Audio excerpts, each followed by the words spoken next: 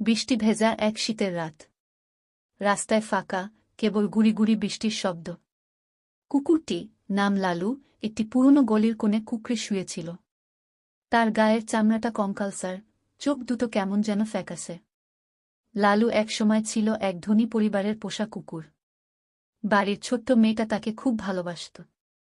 কিন্তু কয়েক বছর পর মেয়েটা বিদেশে চলে গেল পড়াশোনার জন্য। ধীরে ধীরে লালুর প্রতি পরিবারের মনোযোগ কমতে লাগল। একদিন বাড়ির মালিক লালুকে রাস্তায় ফেলে দিয়ে চলে গেল। লালু কিছুক্ষণ অপেক্ষা করল, ভেবে যে কেউ তাকে নিতে আসবে।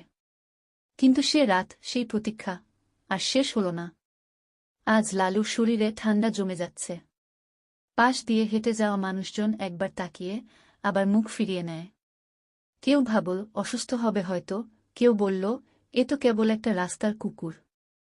অবশেষে রাতের নিস্তব্ধতার মধ্যে লালুর শরীরটা নিথর হয়ে গেল।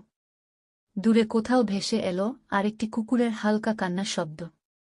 মানুষের ব্যস্ততার ভিড়ে লালুর ছোট্ট জীবনের গল্প মুছে গেল, কিন্তু সেই কান্না যেন বলল, একজন বন্ধু হারিয়ে গেল।